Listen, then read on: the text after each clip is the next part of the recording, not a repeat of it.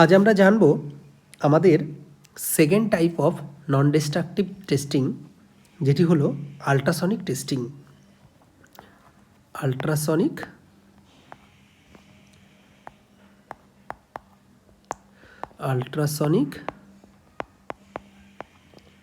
Testing.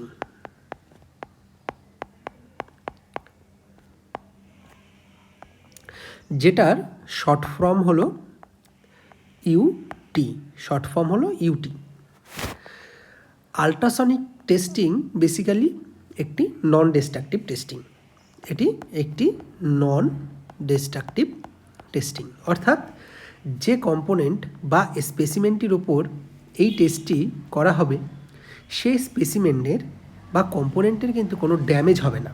টেস্টিংয়ের পরে সেই স্পেসিমেন বা কম্পোনেন্টের কিন্তু কোনো ড্যামেজ হবে না।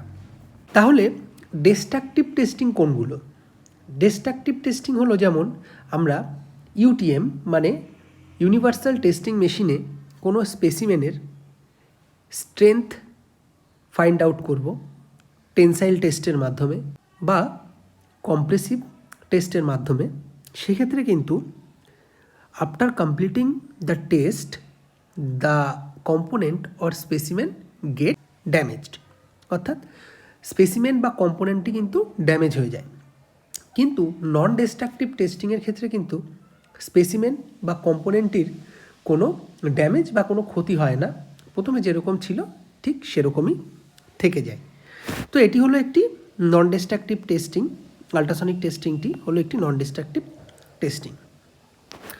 এই টেস্টিংটির ক্ষেত্রে বেসিক্যালি আমরা কি করি?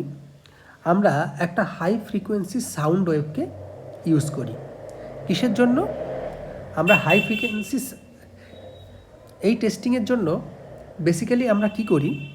একটা high frequency sound wave use করি, যে সাউন্ড ওয়েভের মাধ্যমে ওই কম্পোনেন্ট বা ওই স্পেসিমেনের মধ্যে ভেতরে কোথাও কোনো ড্যামেজ আছে কি না বা কোনো সূক্ষ্ম ক্র্যাক আছে কি না সেটা কিন্তু আমরা খুব সহজেই ফাইন্ড আউট করতে পারি। তো এই টেস্টিংয়ের জন্য যেসব ইকুইপমেন্টের আমার দরকার হবে সেই ইকুইপমেন্টগুলো কী কী? সেই ইকুইপমেন্ট প্রথমেই তো আমার একটা কম্পোনেন্ট বা স্পেসিমেনের প্রয়োজন হবে। সাপোজ এটি হলো আমাদের একটি কম্পোনেন্ট অথবা স্পেসিমেন, যার ভেতরে রয়েছে একটি খুব সূক্ষ্ম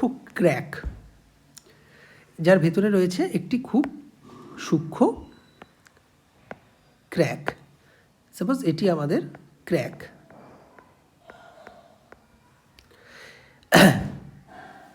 এখন এই কম্পোনেন্ট বা স্পেসিমেনের মধ্যে কোনো ক্র্যাক আছে কি না, সেই ক্র্যাক থাকলে সেই ক্র্যাকটা কোথায় অবস্থিত সেইটা কিন্তু বের করতে পারবো খুব সহজেই আমরা এই আল্ট্রাসনিক টেস্টিংয়ের মাধ্যমে। কিভাবে বের করব সেটা আমরা এখন দেখব।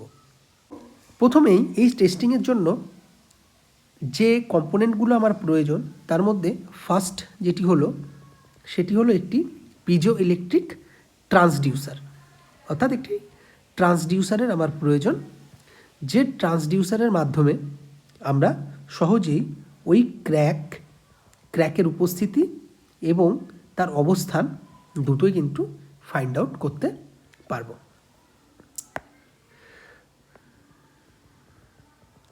ট্রান্সডিউসারটা দেখতে খানিকটা এইরকম হয়।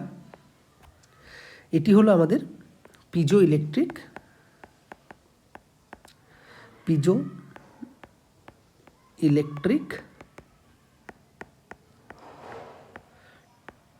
ট্রান্সডিউসার। এখন এই পিজো ইলেকট্রিক ট্রান্সডিউসারের মধ্যে কি থাকে? দেখো, এই পিজো ইলেকট্রিক ট্রান্সডিউসারের মধ্যে দুটো প্লেট থাকে।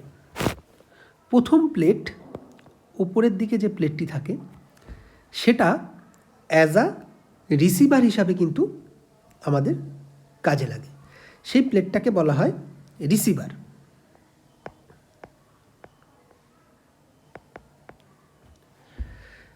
এবং পরে মানে সেকেন্ড আরেকটি প্লেট থাকে, রিসিভারের ঠিক নিচেই আর একটি প্লেট থাকে, যেই প্লেটটাকে বলা হয়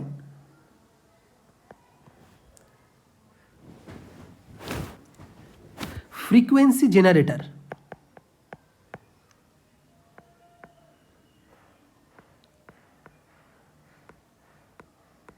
ফ্রিকোয়েন্সি জেনারেটর। তো পিজোইলেকট্রিক ট্রান্সডিউসারের মধ্যে দুটি প্লেট থাকে, একটি প্লেট হলো রিসিভার এবং আরেকটি প্লেট হলো ফ্রিকোয়েন্সি জেনারেটর। এবার রিসিভারের কাজ কি আর ফ্রিকোয়েন্সি জেনারেটরের কাজ কি? ফ্রিকোয়েন্সি জেনারেটর কি করে? একটি ফ্রিকোয়েন্সি তৈরি করে বা সাউন্ড ওয়েভ তৈরি করে।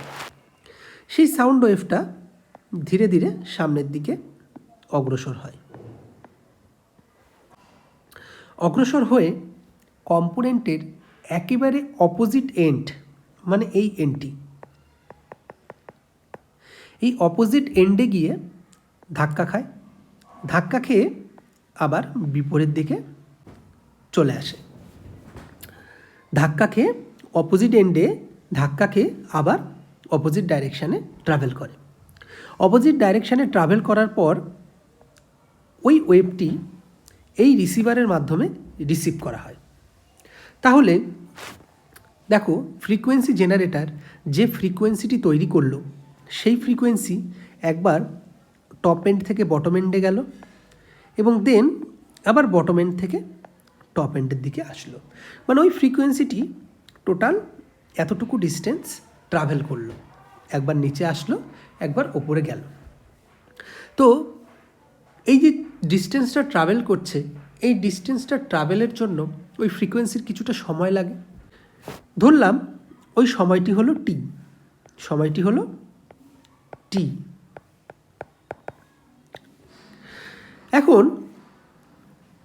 যখনই কোনো ফ্রিকোয়েন্সি, সাপোজ ফ্রিকোয়েন্সি জেনারেটরের এরকম কোনো পজিশান থেকে একটা ফ্রিকোয়েন্সি ডেভেলপ হয়েছে, যে ফ্রিকোয়েন্সিটি সামনের দিকে যাচ্ছে, যেতে যেতে যখন সেই ফ্রিকোয়েন্সি কোনো ক্র্যাক বা কোনো ড্যামেজের সাথে ধাক্কা খাবে বা স্ট্রাইক করবে, স্ট্রাইক করার পর সে সেখান থেকেই কিন্তু আবার ব্যাক ট্রাভেল করবে এবং রিসিভারে গিয়ে রিসিভ হবে। সুতরাং যেখানে ক্র্যাক রয়েছে সেখানে কিন্তু এই ফ্রিকোয়েন্সি বা সাউন্ড ওয়েভ কম ডিস্টেন্স ট্রাভেল করছে। সুতরাং এক্ষেত্রে ফ্রিকোয়েন্সি জেনারেটর যে ফ্রিকোয়েন্সি জেনারেট করছে, সেই ফ্রিকোয়েন্সিকে আবার রিসিভারে রিসিভ করতে এই টি এর থেকে কম সময় লাগবে। সাপোজ মনে করলাম এর জন্য লাগছে টি ড্যাশ টাইম, নিউ টাইম হলো টি ড্যাশ। তাহলে এই টি ড্যাশ কিন্তু টি এর থেকে ছোট বা টি এর থেকে কম। সুতরাং আমরা এখান থেকে বুঝতে পারছি টি ড্যাশ ইজ লেস দেন টি। এখন এই ট্রান্সডিউসারটি কানেক্ট করা থাকে একটি প্রেজেন্টেশন মনিটরের সঙ্গে, একটি প্রেজেন্টেশন মনিটরের সঙ্গে। এই প্রেজেন্টেশন মনিটরে পালস তৈরি হয়। কীরকম? ইনিশিয়াল পালসটা এরকম থাকে, মানে ইনিশিয়ালে দেখো এক এন্ডে ইনিশিয়ালে ওয়েভটি অনেক ডিস্টেন্স ট্রাভেল করে, তারপর আবার ফ্ল্যাট হয়। যেখানে যেখানে ক্র্যাকের সঙ্গে ওয়েভের স্ট্রাইক হয়, সেই সব জায়গাগুলোতে এক একটা করে স্পার্ক তৈরি হয়।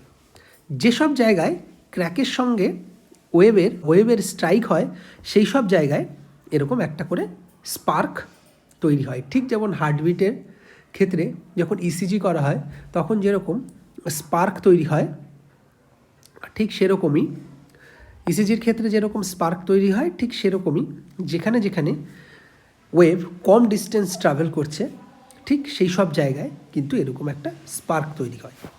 এই যে প্রেজেন্টেশন মনিটর, একে কিন্তু বলা হয় সিআরটি প্রেজেন্টেশন। সিআরটি প্রেজেন্টেশন, সিআরটির ফুল ফর্ম হচ্ছে ক্যাথোড রে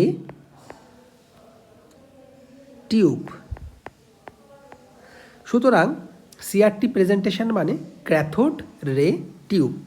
এটা এই ফুল ফর্মটা একটু মনে রাখতে হবে, কারণ অনেক সময় এক্সামে এই সিআরটির ফুল ফর্ম কিন্তু জিজ্ঞাসা করে। তাহলে টোটাল আলট্রাসনিক টেস্টিংয়ের ক্ষেত্রে পুরো ব্যাপারটা যেটা দাঁড়ালো সেটা হলো, আলট্রাসনিক টেস্টিংয়ের জন্য প্রথমত আমাদের একটা স্পেসিমেনের প্রয়োজন। এটি হলো আমাদের স্পেসিমেন বা কম্পোনেন্ট, যেটার উপর আমরা টেস্ট করব। দ্বিতীয়ত লাগবে হচ্ছে একটা পিজো ইলেকট্রিক ট্রান্সডিউসার, যেটা কি করবে, ফ্রিকোয়েন্সি বা সাউন্ড ওয়েভ তৈরি করবে এবং সাউন্ড ওয়েভকে আবার রিসিভও করবে। একটা প্লেট দিয়ে সাউন্ড ওয়েভ তৈরি হবে এবং আরেকটা প্লেট দিয়ে কিন্তু সেই সাউন্ড ওয়েভটাকে রিসিভও করা হবে। যখন ওই সাউন্ড ওয়েভ কোনো ক্র্যাকে স্ট্রাইক করে আবার ব্যাক করবে, সেক্ষেত্রে কী হবে, সাউন্ড ওয়েভটা কম ডিস্টেন্স ট্রাভেল করবে, সুতরাং রিসিভার খুব তাড়াতাড়ি এই সাউন্ড ওয়েভটা রিসিভ করে নেবে। যেখানে যেখানে রিসিভার তাড়াতাড়ি সাউন্ড ওয়েভ রিসিভ করবে সেক্ষেত্রে একটা স্পার্ক তৈরি হবে আমাদের এই প্রেজেন্টেশন মনিটরে। সুতরাং যেই সব জায়গাগুলোতে আমার স্পার্ক তৈরি হবে সেই সব জায়গাগুলোতে আমি বুঝে যাব যে ঠিক এই জায়গাগুলোতে আমার কি রয়েছে, একটা করে ক্র্যাক রয়েছে বা ভেতরে কোনো ড্যামেজ রয়েছে। এই প্রেজেন্টেশনের মাধ্যমে আমরা সেই ড্যামেজটাকে কিন্তু খুব ইজিলি আইডেন্টিফাই করতে পারি। এই রকম টেকনিক্যাল টপিকগুলিকে বাংলায় বোঝার জন্য চ্যানেলটিকে সাবস্ক্রাইব করুন।